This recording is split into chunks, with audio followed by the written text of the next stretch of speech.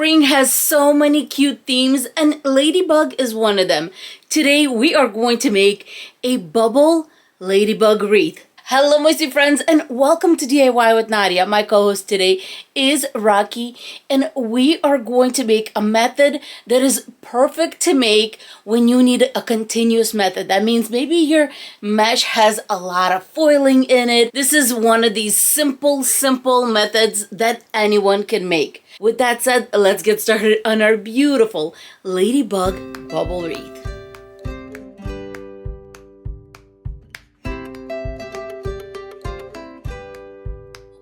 Let's go over the supplies for this wreath. I guess we're starting with decor because I have a bunch of white florals. I grabbed what I had on hand. I have some hydrangeas. These are some larkspur and some cherry blossoms because I feel like the cherry blossoms fit the little flowers on my sign the best. When it comes to my ribbon, I'm going to make a big old bow. So I do have some ribbon that have little ladybugs on it.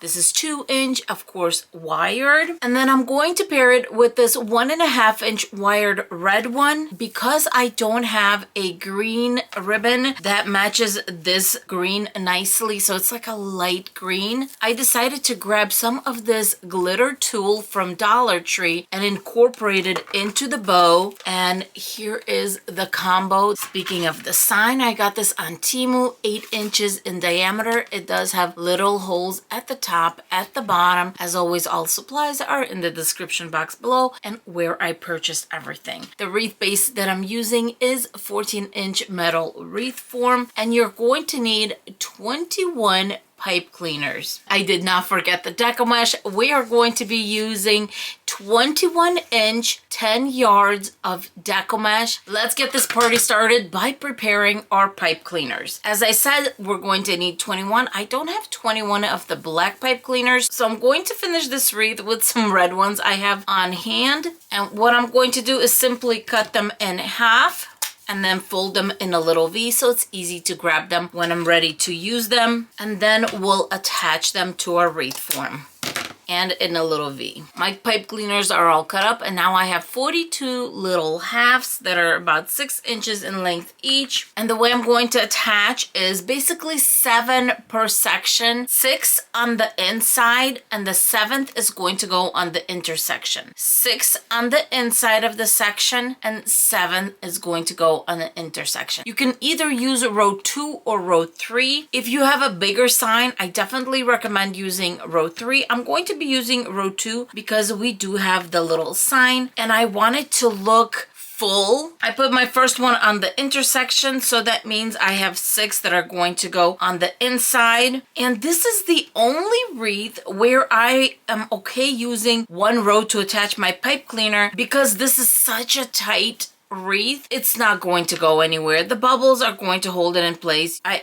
also decided to go every other with my black and red because I think it would just drive me a little too crazy. If I had like half black, half red, then it just, oh, I got issues, my friends. I'm done with my first section. I have 6 pipe cleaners on the inside and our 7th is on the intersection. The next 6 are going to go right here on row 2 and the 7th is going to go on the intersection. All my pipe cleaners are on, and as I said, I have 6 on the inside and 7th on the intersection going all the way around for a total of 42 pipe cleaners on a 14-inch wreath base. Now I'm going to grab my Deco mesh and I'm going to make sure that it's rolling onto the table because we are making little bubbles. Also going to grab 2 zip ties, one for the beginning, one for the end. This is definitely an extra process and you don't have to do this, but I do like to attach my Deco mesh with a zip tie in the beginning and at the end. About 2 inches in and we are collecting our Deco mesh. I'm going to start on an intersection, give it a nice twist. We are going to come back to the same pipe cleaner when we're done going all the way around, and the ending tail is going to go on this side except it's going to face that way. Grab our zip tie, going to go on row 2 and attach, make it nice and tight, cut the tail off.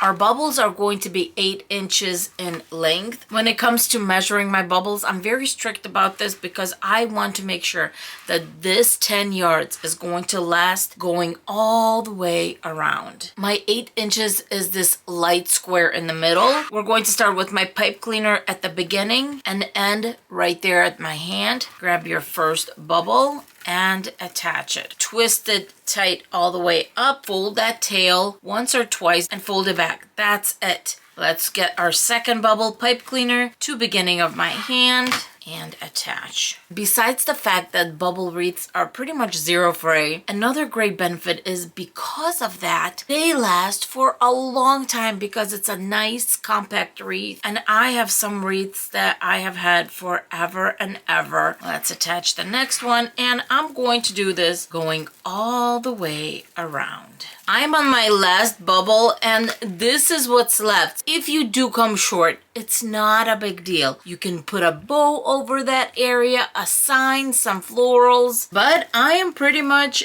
down to the wire on this one. This tail is just a little bit too big, so let me cut that down. Here is the pipe cleaner that we started with. You can see the zip tie right there. Put my bubble in there, twist the pipe cleaner nice and tight and all the way up, and then just fold it in, flip, and then I'm going to grab that tail that we have, another zip tie, and I'm going to zip tie it to row 2. I'm going to just flip that zip tie to go to the front, tighten the zip tie. Let's cut that off. You can leave your wreath as is. I think it's beautiful. It's nice and even, but I like it to look a little bit softer. And if you also like your wreath to look softer, all you're going to do is loop it on your hand, grab that beginning. We're not pulling too tight. We're just literally holding in one hand, opening that up, and that way you have this beautiful, beautiful ribbing going on. My wreath is all floofed out. Next, we're going to make our bow. For that, I'm bringing in my bow maker. Going to put 2 dowels right in the center, and I'm going to start with my pretty ribbon over here. When it comes to the tail, you can keep them long or short. I always like to give it a little inch or two. We can always cut them off later on. Rule 1 in making a bow is if you are using a ribbon that is single-sided, as you can see, this is dull, this is bright, we are going to twist every time we go through the dowels. The next rule that I follow is every time that I put on the next ribbon, I go down a little bit. So if I'm starting at 4.5, my next ribbon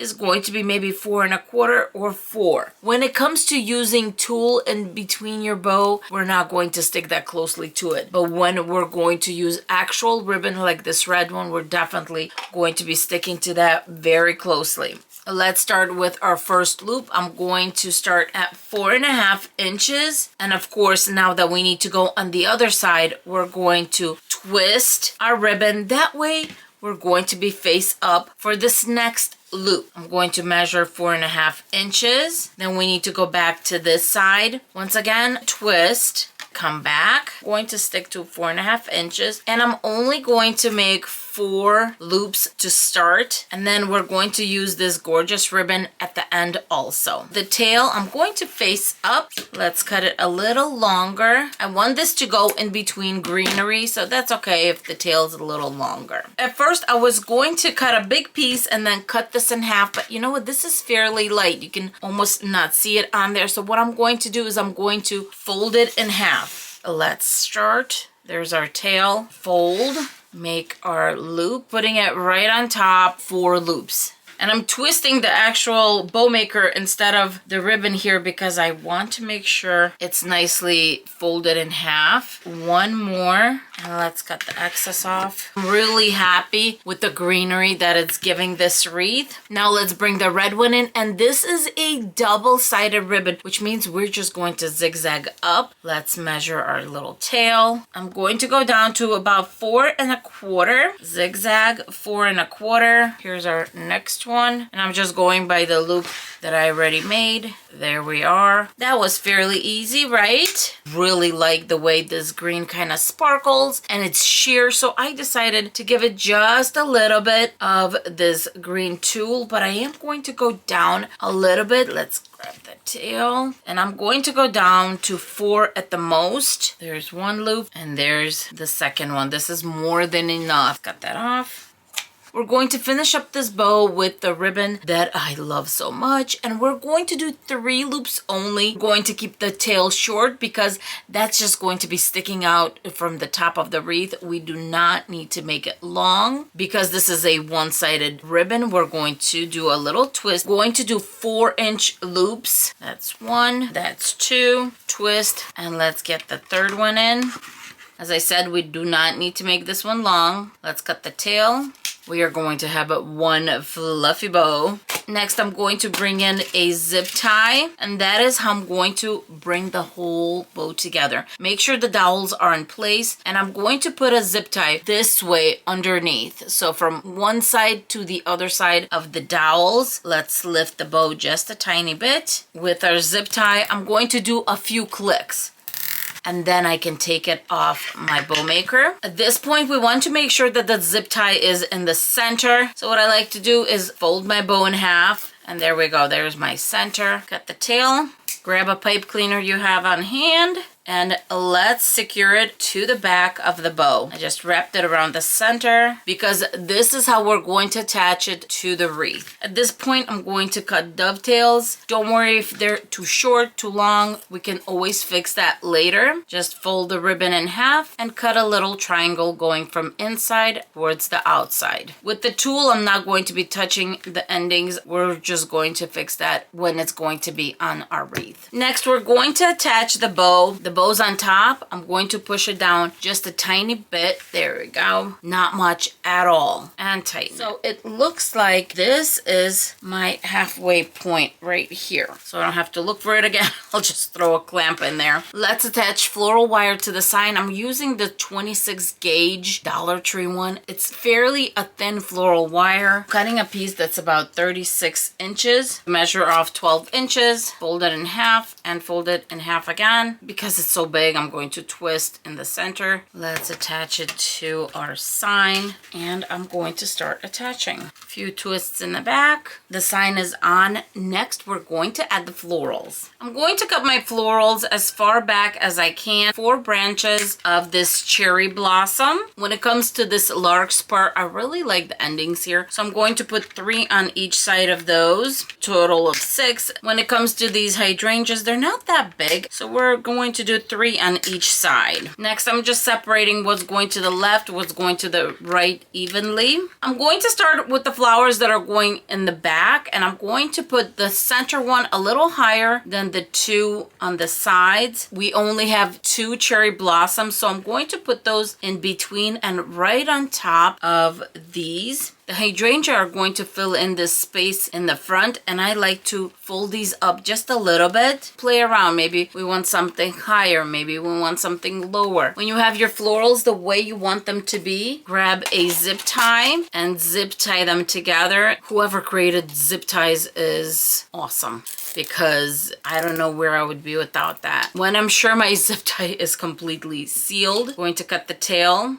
Grab another pipe cleaner, and we're going to attach the pipe cleaner above our zip tie. If you feel like your florals are big and you need to add another one, you can definitely put a pipe cleaner somewhere in the middle of your bouquet, but I feel like mine is going to be just fine. At this point, we're going to cut the tail, and I'm going to leave about 1.5 inches to 2 inches at the bottom, and then I'm going to make the exact same type of floral bouquet with the remaining florals. My floral bundles are done. Now it's time to attach them to our wreath. Thinking somewhere in this area and somewhere in this area. Let's just tie that in place. Let's do a hanging loop right around here. Grabbing a jute cord, I'm going to go on row 3, tie a few knots, cut the excess.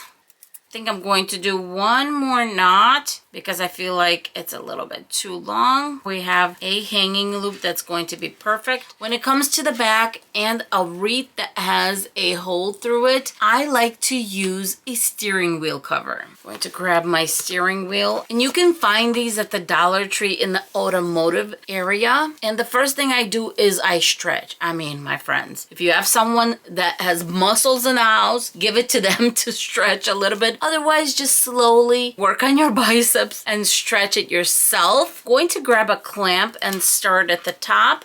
Secure it in place with the clamp, and then I'm going to stretch it out starting from the top, going all the way down. That simple, that quick, and well, that clean. Let's flip it over. Look how tight and solid this wreath is. We just put a white steering wheel cover in the back, and when you flip it over, you cannot see it. Now we get to the best part of the wreath, which is, for me, the fluffing of the bow. Let's start from the bottom and build up. I feel like the tails of the tulle is a little bit too much because I wanted a hint of green, not just so much, and there's no control over it, so I'm going to cut it to the height of my bow. We don't need to make it too short or too long. And now let's just keep on poofing these up. I like the fact that we have 3 loops on top, and that is our center. And the nice thing about it is any of that greenery, we can bring that up right in between to pretty that up. And then let's get the red ones poofed out, stretched out. I think I have red that's long on both sides. I decided to put it behind my florals. Just kind of tuck that in so that the tail is sticking out. The same thing here, just go behind the florals and have the tail stick out on this side. Keep on playing with the bow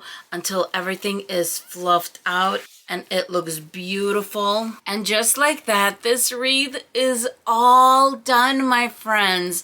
I'm thinking I might move the florals here and there after I hang it up to make sure that they're in the right spot. But so far, I think this wreath turned out absolutely adorable and, well, ready for spring.